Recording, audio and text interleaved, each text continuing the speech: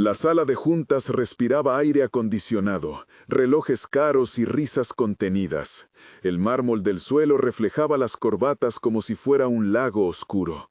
Sobre la mesa, una caja fuerte de titanio descansaba como un trofeo, cerrada, silenciosa, desafiante. Ricardo Almeida la contempló con la sonrisa del que nunca pierde. A su alrededor, los ejecutivos se acomodaron en sus asientos, esperando esa chispa que arrancaría carcajadas y aplausos. «¿Quién quiere verlo?», dijo Ricardo, dejando la frase colgar con la comodidad de quien maneja destinos. «Les propongo un juego, que lo haga alguien del público». Un aplauso educado.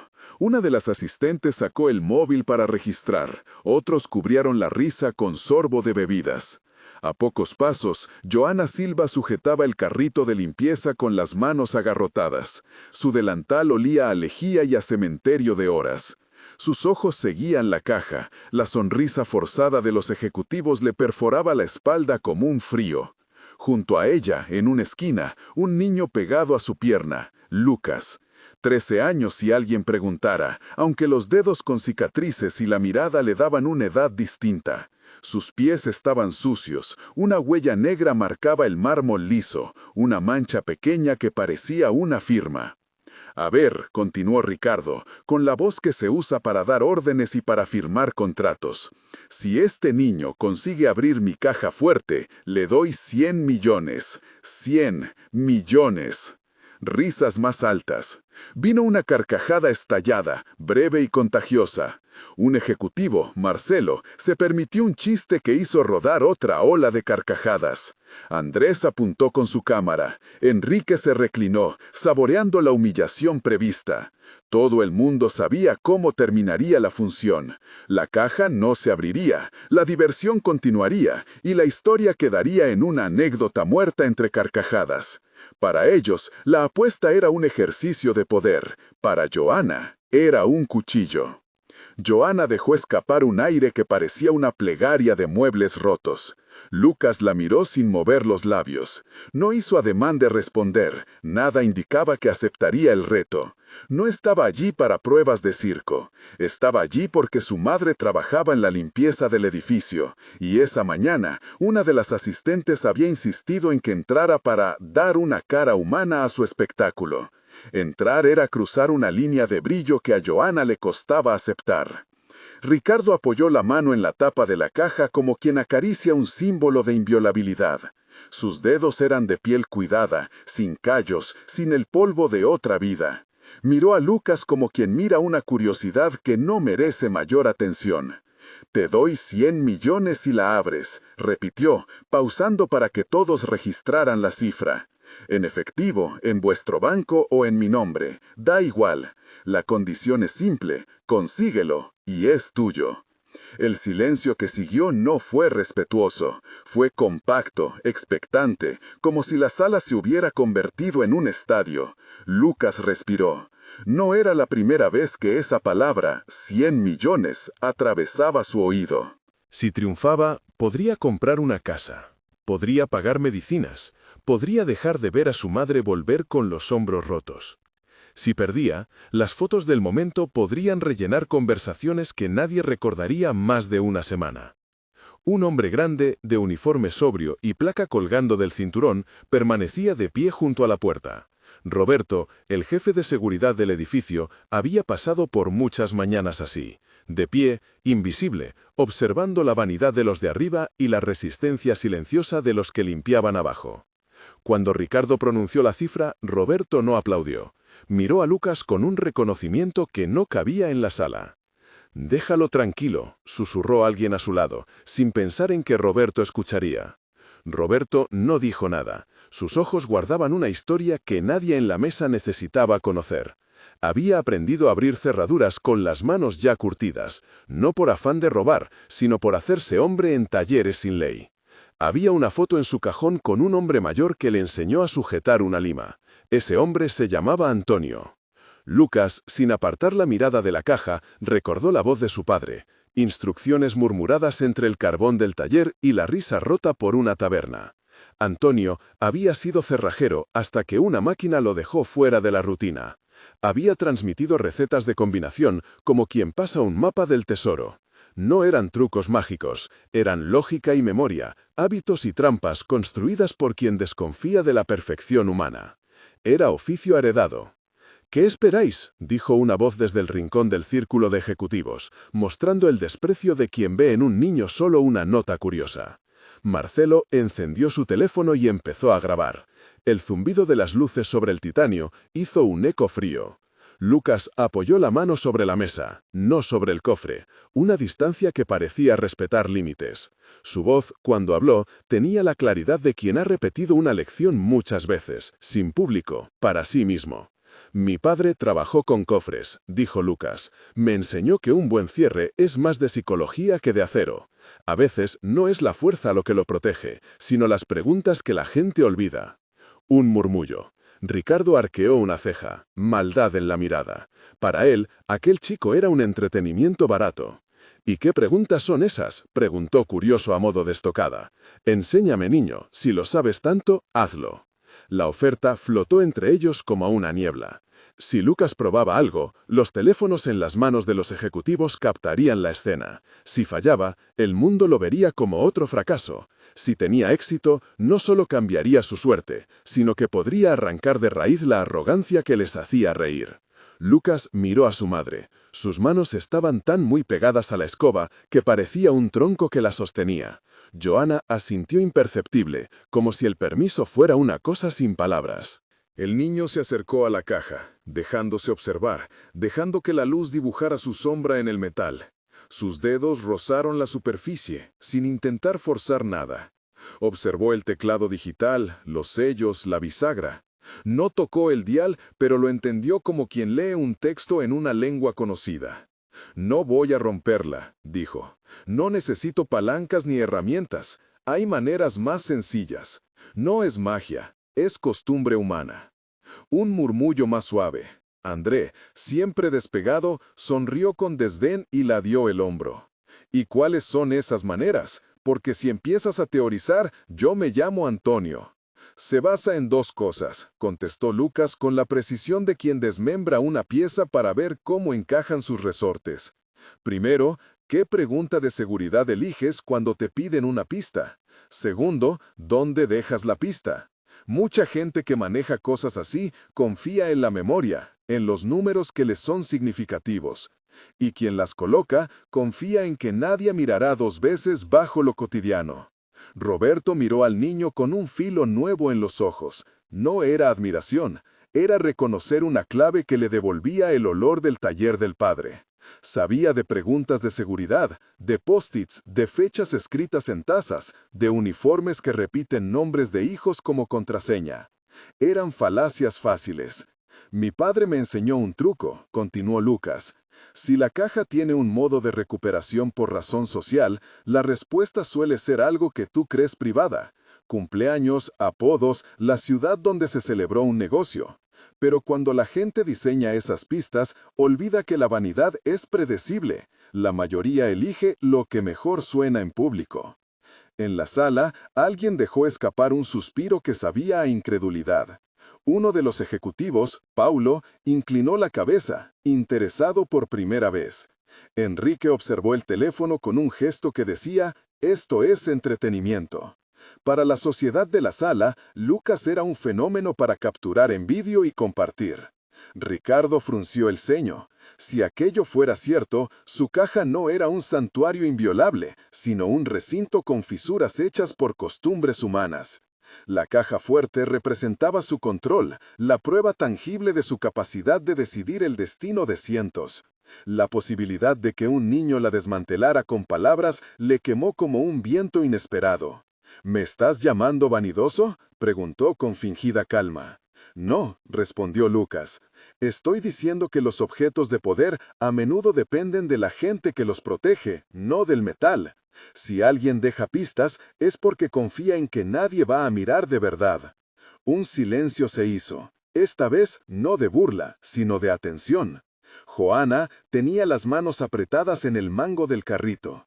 Una de sus uñas se clavó hasta hacerlo sangrar un poco, y el dolor le dobló la sonrisa. «Vale», dijo Ricardo, «demuéstralo entonces». Lucas no pidió aprobación ni ataduras. Miró a Roberto un instante y sin palabras el jefe de seguridad asintió. Roberto se acercó, con la autoridad de quien ha pasado años con llaves y cerraduras, y tocó, con la punta de los dedos, la bisagra lateral de la caja, no como una orden, como quien confirma una sospecha. Algunas marcas dejan paneles de servicio en un costado, murmuró Roberto, su voz baja, sin querer hacer espectáculo. Si el servicio que instaló la caja colocó una pegatina con un código temporal durante la puesta en marcha, cualquiera que la haya olvidado puede usarlo para entrar al menú de administración. No digo que sea el caso, pero diría que hay que mirar el lateral.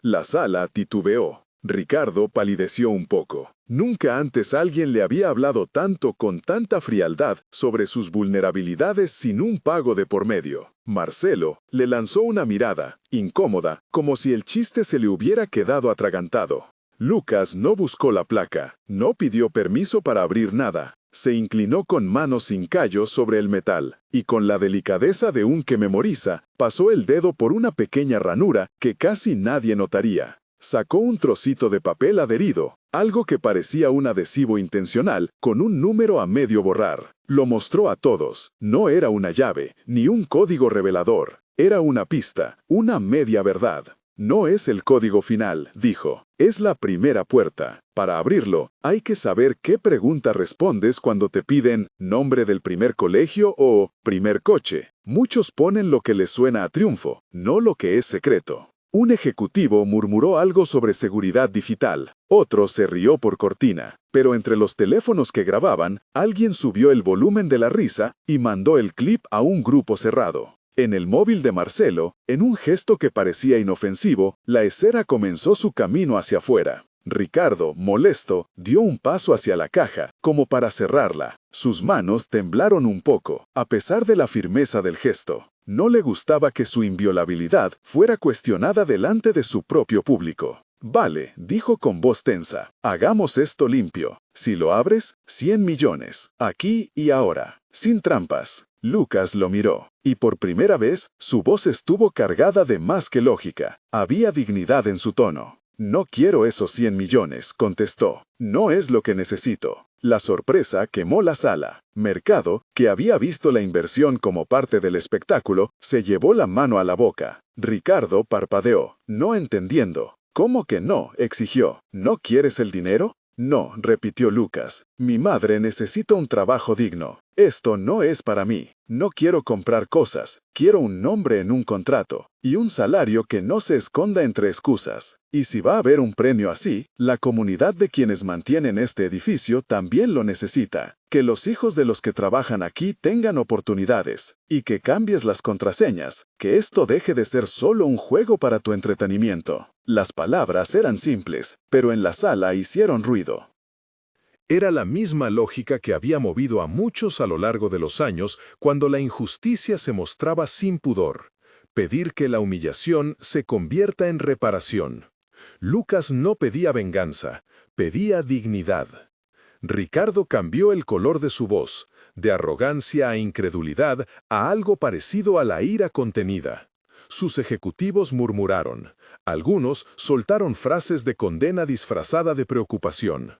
André dejó escapar que eso sonaba a chantaje moral. Paulo se preguntó en voz alta si el niño hablaba en serio. ¿Vas a cambiar las reglas del juego?, preguntó Marcelo implacable. ¿Te ofreces a reformular mi entretenimiento? No se trataba de tu entretenimiento, dijo Joana, con la voz que había tenido que construir como armadura. Lo dijiste tú delante de todo el mundo. No dije que viniera. Vine porque trabajo aquí. Vine porque tenía que mirar lo que hace el hombre al que sirvo. Y ahora te pido que lo veas como algo más que un truco. Un murmullo de vergüenza tembló en la sala. Algunas cámaras bajaron unos grados, quizá por discreción, quizá por orden. Pero en una esquina la grabación seguía. Todo estaba quedando registrado. Ricardo tensó la mandíbula. Había una puerta que se abría ante él. Pagar y silenciar todo, usar la suma para comprar el silencio, o transformar esa humillación en una oportunidad con la que aparentar generosidad. La segunda opción le costaría más. Implicaba admitir que había estado mal, someterse a un escrutinio que no cabía en la sala. La primera era la más fácil, pagar y borrar. Pero pagar era un precio que quedaría en su contabilidad y en su conciencia. ¿3 demandas? Dijo finalmente Ricardo, con la voz fría. Plantea lo que quieras y lo discutimos. No prometo nada, pero lo discutimos. Lucas enumeró con calma, como quien pone los términos de un acuerdo que solo puede prosperar con honestidad. Primero, contrato de trabajo indefinido para mi madre, Joana Silva, con salario digno y prestaciones, en una posición donde su trabajo sea reconocido y no una excusa para pagar menos. Segundo, creación de un fondo educativo administrado por un consejo mixto, donde al menos la mitad de sus miembros sea elegido entre los empleados. Ese fondo financiará formación y becas para hijos y dependientes de quienes trabajan en la empresa. Tercero, que hoy, delante de todos, cambies las contraseñas de la caja y nos entregues un documento donde conste un procedimiento de transparencia para que nadie la use como espectáculo de poder otra vez. Silencio absoluto. Algunos ejecutivos miraron a Ricardo pidiendo una señal. Ricardo miró las manos del niño, y por un instante el brillo del orgullo lo dejó ciego. No quería aceptar, pero tampoco quería que aquello se convirtiera en un incendio que arrastrara su reputación. ¿Y a cambio?, preguntó. ¿Ni un euro para ti? ¿Ni siquiera para tu madre como inmediato consuelo? No lo necesito, contestó Lucas. Si aceptas y cumples, habrás ganado algo. Restablecerás la confianza. Si pagas y no haces nada, habrás comprado silencio por un tiempo. Yo prefiero que las cosas cambien. La negociación, que al principio fue un juego de poder, se había transformado en un interrogatorio moral. Roberto, que había estado observando, se adelantó y dejó una cosa en la mesa, una simple tarjeta con un nombre. Era el contacto de un abogado laboral que conocía, alguien que ayudaba a los que no tenían voz a formalizar contratos. No era mucha cosa frente a 100 millones, pero era algo concreto y práctico. «Puedo ayudar a formalizar el primer paso», dijo Roberto, «no por ti, señor Almeida, sino por todos los que trabajan en este edificio y merecen seguridad». Ricardo palideció al ver la tarjeta. No por el nombre escrito, sino porque su guardaespaldas, la persona que esperaba fuera leal a su discreción, estaba por primera vez del lado de los invisibles. Lo que para los ejecutivos era un gesto menor, para él era una grieta en la muralla de confianza que había construido con mucho dinero. «Eres temerario», murmuró Ricardo antes de que nadie más pudiera decir algo. «No sabes lo que pides». «Lo sé», dijo Lucas. «Sé también lo que cuesta pedir». La cámara de Marcelo continuó grabando. Las barras de recuento empezaron a subir en la esquina de la pantalla como una alarma soft. Un archivo que tenía la posibilidad de hacerse público sin control. Alguien en la mesa, con un gesto que pretendía ser inocente, pulsó «enviar» en un grupo de trabajo. El clip salió de la sala en menos de un suspiro. En el pasillo, 2 niveles más abajo, la vida de siempre seguía. Un taller de bicicletas, una cafetería diminuta, la tienda de ropa donde Patricia, una de las encargadas de mantenimiento, reparaba botones inmundos. Nadie en esos lugares sabía todavía que una escena estaba siendo grabada, pero las horas siguientes resultarían implacables. Ricardo se llevó la mano a la frente. Tenía una decisión: cerrar el asunto con una oferta monetaria que preservara su imagen intacta o aceptar una demanda que lo obligaría a mostrarse vulnerable. Mientras callaba y pensaba, el teléfono de Marcelo vibró en la mesa. La pantalla mostraba un número de visualizaciones que crecía en tiempo real. Nadie lo mencionó, pero todos lo vieron. La tensión se compactó en el silencio. Joana apoyó la frente contra la empuñadura del carrito como quien se permite un descanso. No sonrió. No se rendía. Su dignidad estaba ahí, firme, sin maquillaje. «Señores», dijo Marcelo, intentando recuperar el control y la comicidad, «podríamos arreglar esto internamente. No es algo para sacar a la luz». Roberto le devolvió la mirada. Ahora era un hombre que ya no solo vigilaba puertas, miraba rostros y sabía qué pasaba detrás de ellos. Había decidido que, si la cosa iba a acabar, prefería que fuera con verdad. Si es un arreglo, que sea transparente, dijo, con una firmeza que nadie esperaba. Que haya documentos, que se registre lo que se acuerde, que no sea solo un sobre para callar a alguien. La sala se partió en pequeñas corrientes de apoyo y resistencia. Algunos, como Paulo, murmuraban que la reputación se defendía con silencio. Otros, como Patricia, que había recogido chispas de talento de sus compañeros, sintieron que algo diferente podían hacer. En el momento en que la primera publicación se lanzó, la sala aún discutía. Una mano anónima había subido fragmentos a una cuenta privada y alguien los filtró. El clip mostraba la oferta, las risas, la propuesta de Lucas, la tarjeta de Roberto, la tarjeta de la caja. Eran 30 segundos, suficientes para convertir lo que parecía entretenimiento en una piedra que rodaba cuesta abajo. «¿Qué hemos hecho?», murmuró Enrique. Ricardo cerró los ojos un instante.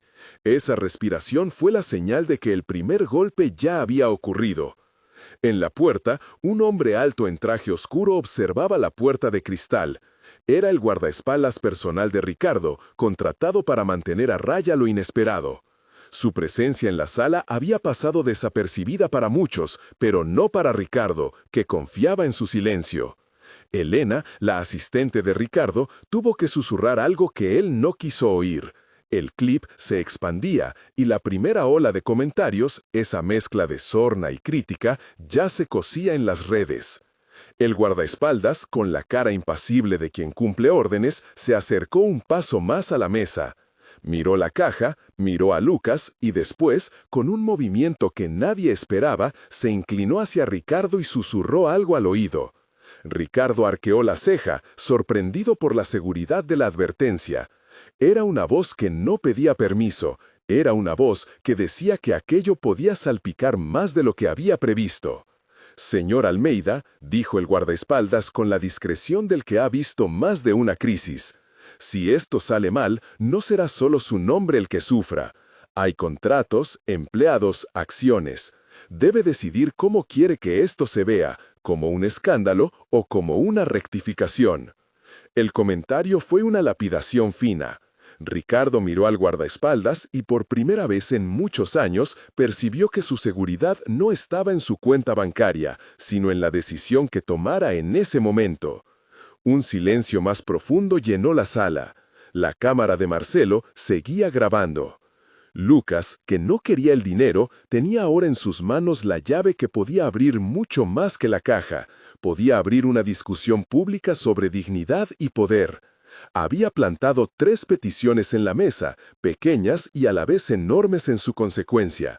Había desafiado al hombre que hasta entonces sentía que la vanidad le protegía.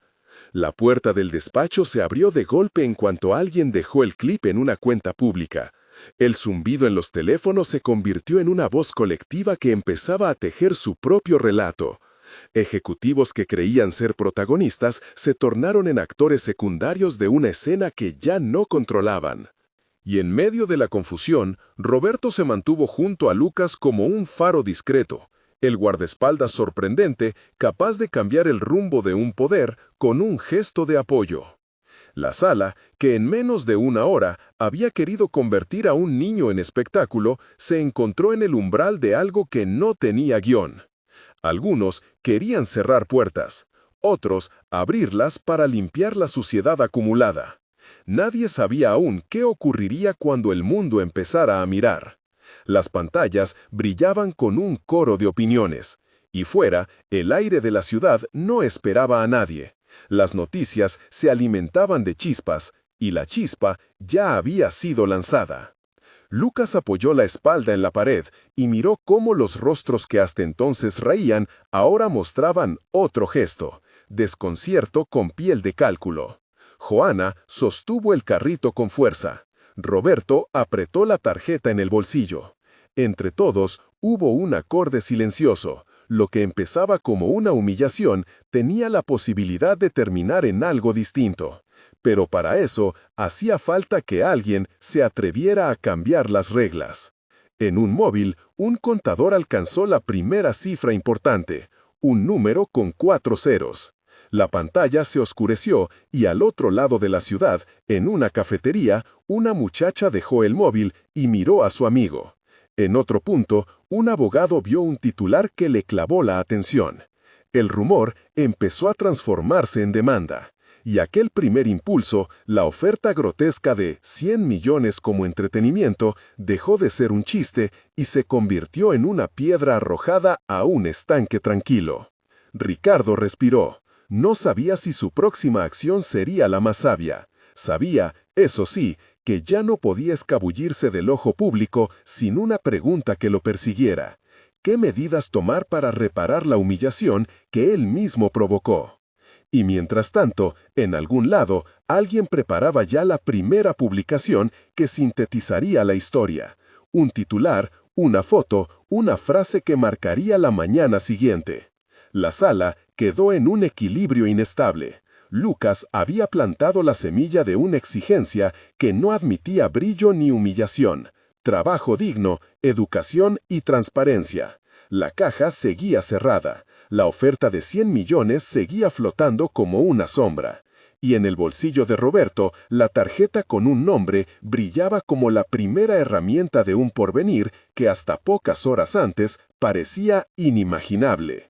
Las primeras horas después de que el vídeo atravesara la ciudad fueron una mezcla de sobresalto y funcionamiento automático. Las pantallas no dejaban de parpadear, los despachos se llenaron de llamadas, y la pequeña cuenta de noticias que había publicado el clip añadió una línea más al título: Humillación en directo, el millonario que retó a un niño. El equipo de comunicación de Ricardo se encerró en una sala con café frío y folios en blanco. Un abogado subió la persiana de su móvil como quien abre una caja de herramientas. Valore, conteste, cierre. Ricardo no pudo fingir indiferencia. Caminó por el despacho como alguien que recorre una casa que no reconoce. No era solo su nombre lo que peligraba, eran contratos, consejos de administración, la tota de satisfacción de inversores que medían todo en cifras. Las primeras llamadas del presidente del holding fueron cortas y directas: resuélvelo, silencia, hazlo rápido. Pero la red no aceptaba silencios fáciles, el material ya vivía por su cuenta. Cada notificación era una gota que erosionaba su tranquilidad. En el otro extremo, en el cuarto de la portería y la sala de descanso, los teléfonos de los empleados vibraban como campanillas. Mensajes de apoyo, notas de extrañeza y también la sensación extraña de que algo pequeño y propio se había colado en el centro de un mapa de poder. Patricia, que llevaba años ocupándose de los manteles y las cortinas de la cafetería del edificio, dejó bajar la tapa de la olla sin que el caldo hirviera más. Carmen, que hacía turnos de mantenimiento nocturno y reforzaba redes Wi-Fi por las tardes, se sentó a mirar el vídeo con una mezcla de vergüenza e incredulidad. Roberto apretó el botón del cierre de su taquilla, miró la tarjeta del abogado laboral que llevaba en el bolsillo y decidió que aquello no se arreglaba con un gesto dentro de una oficina. Necesitaban un proceso con nombres y sellos.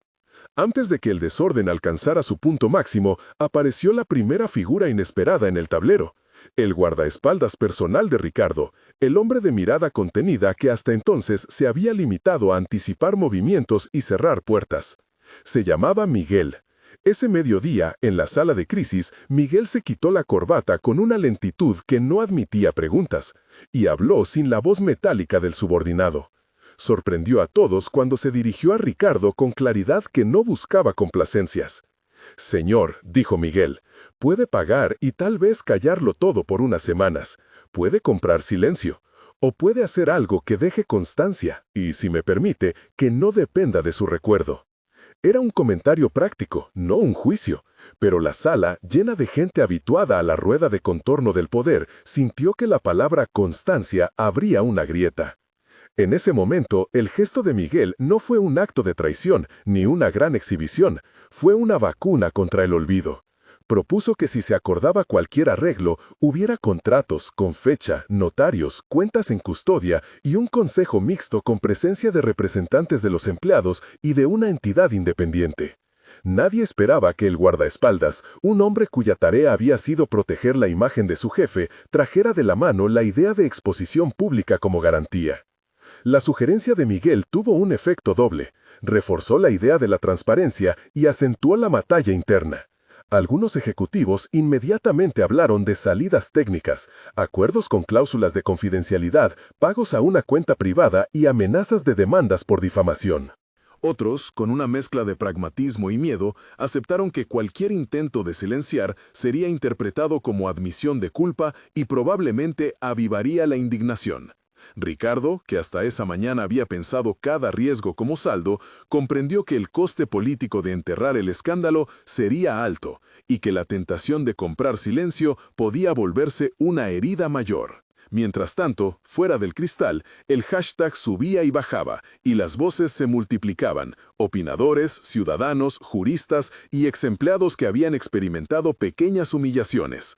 En un despacho sin brillo, un periodista de investigación llamaba a un número que ya conocía la historia del edificio: excontratistas, empleados despedidos, antiguas facturas. Cada pieza añadía textura. Lucas y Joana, por su parte, no se encerraron en la espera. La escena les había colocado en una cámara del mundo, pero no por vanidad.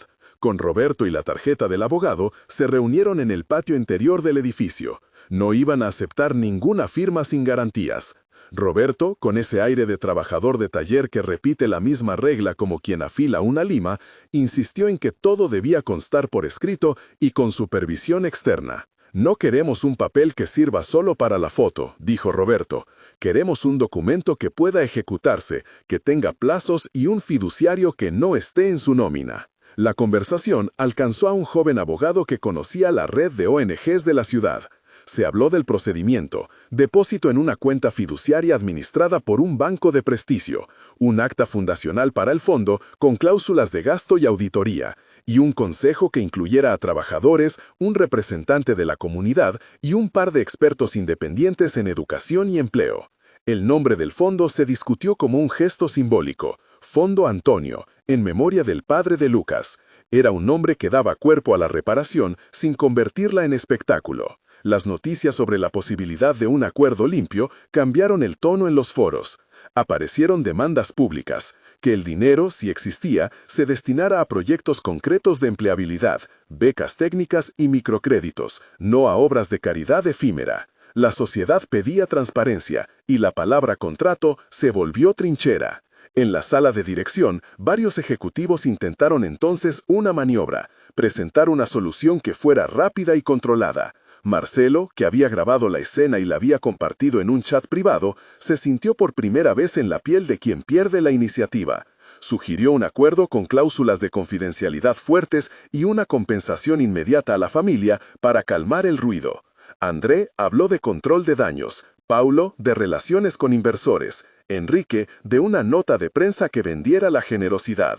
Sin embargo, a medida que la hora pasaba, el rumor público se transformó en presión institucional. Un sindicato llamó para preguntar si había irregularidades laborales. Una asociación de consumidores pidió información. Un par de pequeños medios, esos que encuentran tracción en historias humanas, empezaron a preparar reportajes de fondo. La balanza terminó inclinarse por la transparencia, no solo por idealismo, sino por cálculo. Las instituciones de certificación y las bolsas, en las que estaba parte del holding, penalizan la opacidad. De repente, pagar por silencio se había vuelto económicamente más caro que admitir y reconstruir. Ricardo aceptó, a regañadientes, y con la sensación de que cada paso sería medido, sentarse a negociar públicamente las condiciones que Lucas había pedido.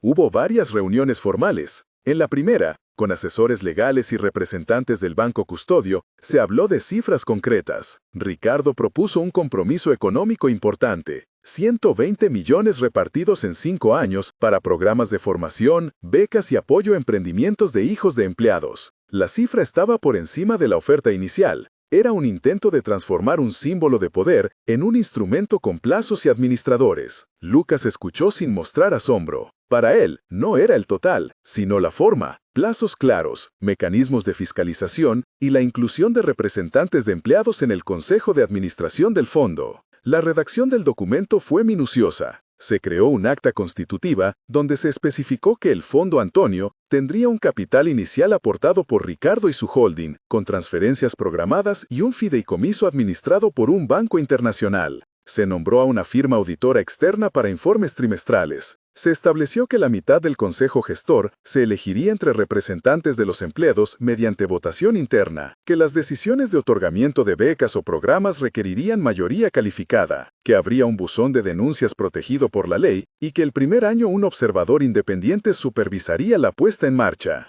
La cláusula que cambió en la percepción pública fue la de ejecución inmediata. Johanna recibiría un contrato indefinido con derecho a la antigüedad retroactiva desde la fecha de su empleo más reciente, además de acceso a un plan de formación que la equipa para roles con responsabilidades mayores. Ese detalle, una promesa con nombre propio, calmó a muchos. No era solo una cifra flotante, era un acto con rostro. Mientras tanto, la vida dentro de la empresa se agitó. Los invisibles empezaron a aparecer con nombres y capacidades. Patricia, la encargada de la cafetería, demostró que además de coser y remendar, coordinaba un pequeño grupo de mujeres que hacían arreglos de ropa y podían haber asesorado a una planta textil local. Carmen, la de mantenimiento, llevaba años formándose en redes informales y sugirió que la empresa podría poner en marcha un programa de reciclaje tecnológico y formación en mantenimiento de servidores. Roberto, con su mezcla de oficio y experiencia, propuso cursos de formación en seguridad y logística para jóvenes de la comunidad. La lista crecía. Empleados con títulos parciales, madres con cursos técnicos por terminar, jóvenes que habían aprendido oficios en talleres de barrio.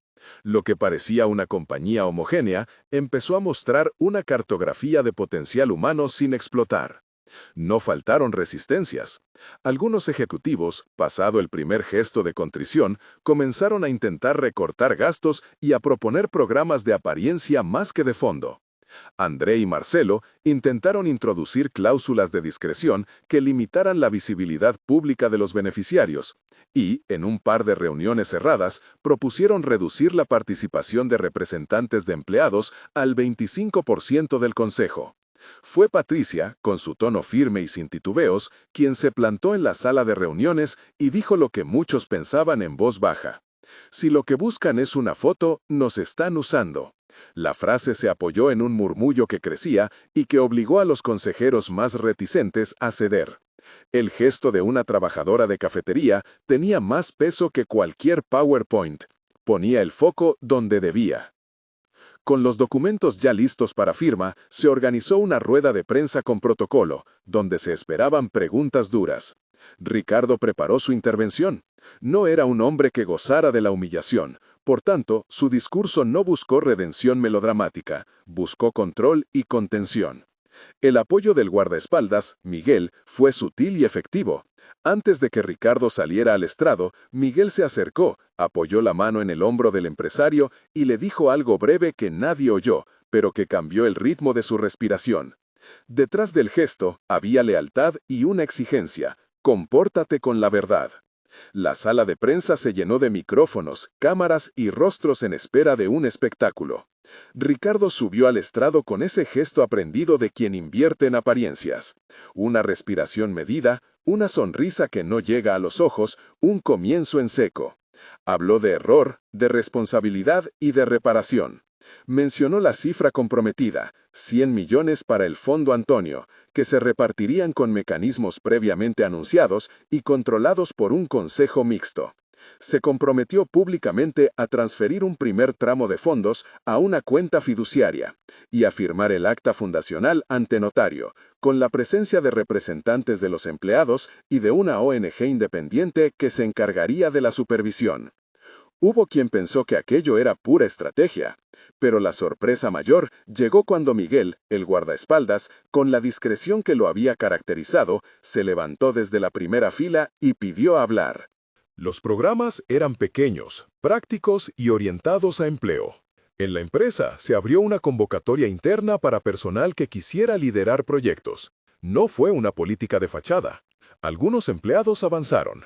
Roberto coordinó la primera línea de formación en seguridad profesional y logística. Carmen fue ascendida a responsable de proyectos de infraestructuras digitales para pequeñas empresas vinculadas al holding. Patricia se convirtió en la gestora del programa de microemprendimientos. La sensación de visibilidad cambió las dinámicas. No todo fue perfecto. Algunos jefes tardaron en adaptarse. Otros pusieron pegas burocráticas. pero la estructura dejaba menos lugar para arbitrariedades. Actas, fechas, responsabilidades y comprobantes. Hubo resistencias adicionales. Un grupo de ejecutivos intentó reducir las cantidades destinadas a becas, proponiendo que más dinero se destinara a un programa de imagen para la empresa. La prensa investigó y expuso las reuniones internas. En la siguiente junta, con pruebas y comentarios públicos, la dirección tuvo que explicar decisiones. Varias figuras que se resistieron al cambio acabaron apartadas, algunas por decisión propia, otras por una presión que no permitía maniobras discretas. La transformación no fue únicamente financiera, fue de cultura laboral. El edificio que había sido un escenario del desprecio, empezó a ser un lugar donde la voz de quienes antes eran invisibles contaba. Con el paso de los meses, la comunidad alrededor del edificio notó los cambios. Un viejo taller de cerrajería que había cerrado reabrió con apoyo del fondo y la ayuda de algunos de los primeros beneficiarios. Jóvenes que nunca se habían planteado estudiar un oficio empezaron cursos nocturnos. Se dictaron talleres de currículum y prácticas laborales. La empresa permitió que contratantes de su red hicieran prácticas profesionales para los formados por el Fondo Antonio. Aparecieron microhistorias. Una mujer que consiguió contrato estable tras años de horarios precarios. Un muchacho que, gracias al curso de mantenimiento, obtuvo su primera plaza en una ciudad cercana. La cafetería dirigida por Patricia contrató a 3 mujeres que antes limpiaban por horas y ahora tenían jornadas estables. No todo el mundo resultó transformado. Algunos personajes como André y Marcelo salieron del holding y montaron consultorías de crisis. Otros se convirtieron en críticos constantes. Pero la narrativa dominante cambió. La historia dejó de ser la humillación y pasó a ser la posibilidad de reparación con nombres y medidas. La procesión de pequeños logros provocó un momento de cierre que nadie planeó, pero que todos sintieron necesario: ir al cementerio a honrar la memoria de Antonio. La familia había solicitado con modestia un acto que no buscara titulares, sino memoria. El día elegido fue claro y húmedo. La tierra parecía más dócil que de costumbre. A la tumba de Antonio acudieron Joana, Lucas, Roberto, Patricia, Carmen y una representación discreta de la dirección. También acudieron algunos de los jóvenes beneficiarios del primer curso. Llevaban plantones y palas. El aire olía a café y a metálico, como en un taller. Lucas abrió un sobre con la calma de quien entrega algo destinado desde hace tiempo. Era una carta que había escrito a su padre. No era una exhibición, era un relato propio y doméstico. Leyó sin aspavientos. Papá, a veces la gente confunde fuerza con ostentación. Tú me enseñaste que las cosas se hacen con las manos y con la cabeza. Hoy plantamos un árbol por ti. No es para mostrar, es para que algo que llevaste en la mano, en forma de oficio y paciencia, crezca. Gracias por enseñarme a mirar las cerraduras y los corazones. Prometo que lo que nace hoy va a ayudar a quienes vinieron después. El acto de plantar el árbol fue sencillo. Joana posó la primera pala y dejó que Lucas echara la tierra. No hubo discursos grandilocuentes, no hacía falta. Los jóvenes que habían encontrado una puerta laboral fueron quienes más hablaron. De cursos, de prácticas y del peso real que tiene un sueldo a fin de mes. Miguel, el guardaespaldas, se mantuvo en un segundo plano, observando. Fue su presencia en silencio la que selló una continuidad. La protección que había hecho posible un acuerdo quedaba de alguna manera asociada a la integridad de lo firmado. Con el tiempo, la reputación del fondo se construyó con informes trimestrales que se publicaban sin solemnidad pero con rigor. Cada informe mostraba partidas, número de beneficiarios, contratos firmados, talleres realizados, historias de inserción. Los datos no cuentan la totalidad del cambio, nadie lo cree, pero era imposible negar que algunos olvidos se habían transformado en oportunidades. Meses después, en una reunión de seguimiento, Ricardo caminó por el pasillo donde noches antes había pasado por la sala tras la humillación. Ahora la placa con el nombre del fondo estaba en la entrada y unas fotos discretas mostraban el trabajo en los talleres. No era redención en la superficie, la sensación era otra, la de un hombre que había aprendido que la reputación se defiende, también, con obras visibles y constancia. No todos sus gestos se tornaron nobles de la noche a la mañana, muchos fueron producto de cálculo y necesidad. Pero la diferencia fue que ahora las acciones tenían acompañamiento, auditores, representantes y la mirada pública. Eso hizo que su poder dejara de ser absoluto y se convirtiera en algo que respondía a reglas. En la comunidad, la sensación fue parecida. No se trataba de borrar lo que había pasado, sino de no repetirlo. El fondo continuó con proyectos de calado, un convenio con un centro de formación profesional, módulos de certificación para oficios, una bolsa de prácticas en empresas asociadas y una pequeña línea de microcréditos para emprendimientos familiares. A cada paso, se exigía memoria. Se publicaban actas, se anunciaban fechas, se celebraban comisiones abiertas a los trabajadores. La idea de que la generosidad debía ser verificable se convirtió en dogma. No faltaron episodios de fragilidad. Algún padrino retiró un apoyo, alguna empresa asociada exigió condiciones desiguales. Pero la comunidad había aprendido a exigir. Y los beneficiarios, que habían recibido no caridad sino herramientas, empezaron a construir una red de ayuda. La cafetería de Patricia, por ejemplo, contrató a un mecánico formado por el fondo y ofreció prácticas a quienes pasaban por el curso de restauración textil. Carmen comenzó a coordinar un pequeño centro de mantenimiento digital para pymes de la zona. Roberto, con su conocimiento práctico, tuvo encargos de formador en seguridad y logística para un consorcio local. Los nombres de quienes antes limpiaban las oficinas empezaban a aparecer en páginas de proyectos y en las memorias del fondo. Hubo una lección más que no se escribe en los informes. La dignidad tiene un peso que las cifras no controlan. Para Joana, tener un contrato que la reconociera como trabajadora con derechos fue una transformación diaria.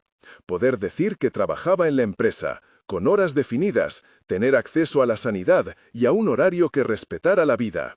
Para Lucas, el árbol en la tumba y la carta le dieron algo que no puede comprarse, la continuidad del legado de su padre como orgullo y orientación.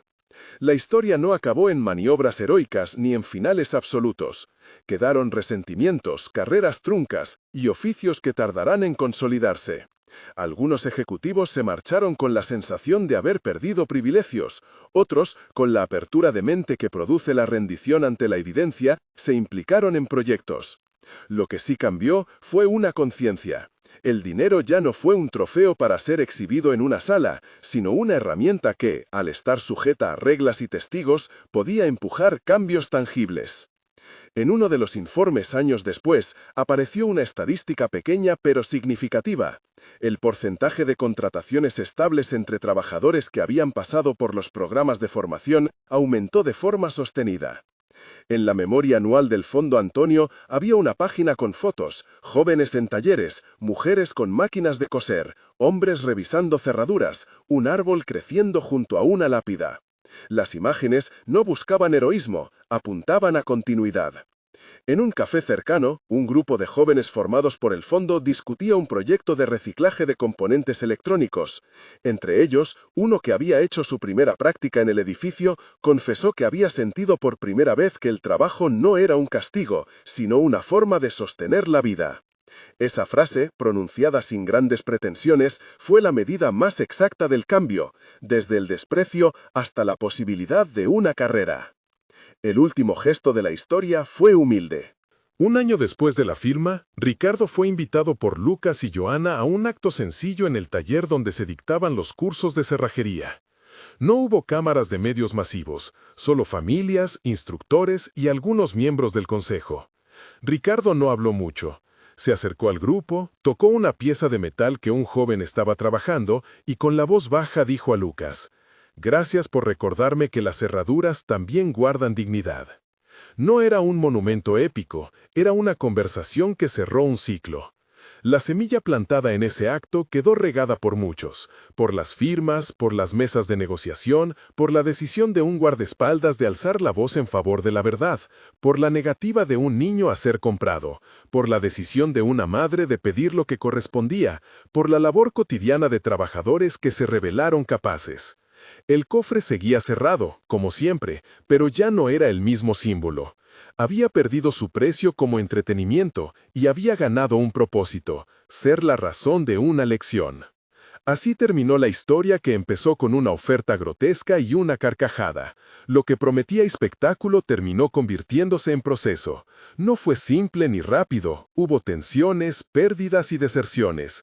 Pero quedó una conclusión que no cabe en billetes. El verdadero tesoro no estaba en un número que sirviera de juego, sino en la vida de quienes, antes invisibles, encontraron un nombre, un contrato, una oportunidad y sobre todo la dignidad recuperada.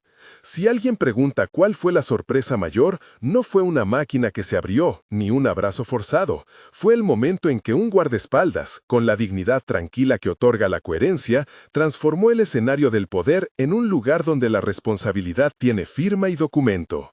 Si esta historia te ha resonado y quieres conocer más sobre proyectos similares o cómo apoyar iniciativas de formación y empleo locales, en la descripción tienes un enlace con recursos y programas que siguen el camino que aquí empezamos.